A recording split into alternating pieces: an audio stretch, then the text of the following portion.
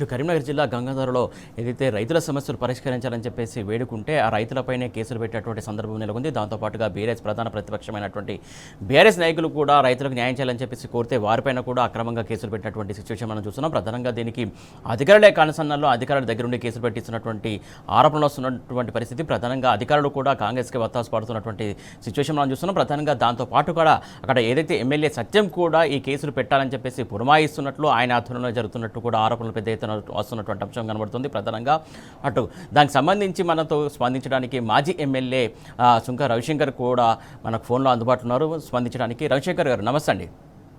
నమస్తే అండి.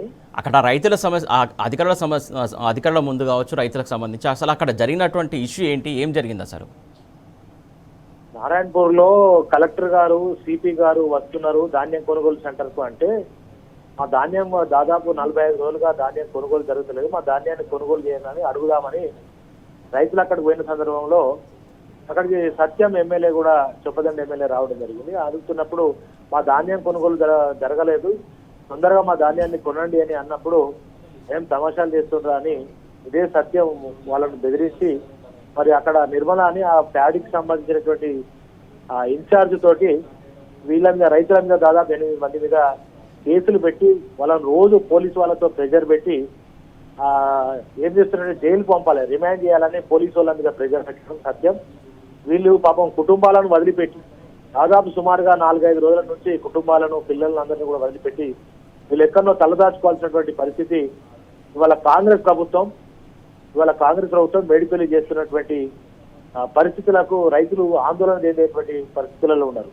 కనుక బీఆర్ఎస్ పార్టీ పక్షాన ఒకటి డిమాండ్ చేస్తున్నాం, రైతుల మీద పెట్టినటువంటి కేసులను తక్షణమే ఎత్తివేయాలని, రైతుల మీద పెట్టినటువంటి అక్రమ కేసులు ఇట్లాగే ఎవరు ప్రశ్నిస్తే వాళ్ళను చొప్పదండి నియోజకవర్గంలో కేసులు పెట్టి అణిచివేసే దిశగా ఇవాళ మేడిపల్లి సత్యం అణిచివేసే ధోరణి చేస్తున్నటువంటి సందర్భం. కనుక ఇలాంటి చర్యలు ఎవరు ప్రశ్నిస్తే వాళ్ళని మట్టి తరలిస్తా ఉంటే మట్టి ఎందుకు తరలిస్తున్నారు, చెరువులన్నీ ఇబ్బంది అవుతున్నాయని చెప్పి మాట్లాడితే కూడా వాళ్ళ మీద కేసులు.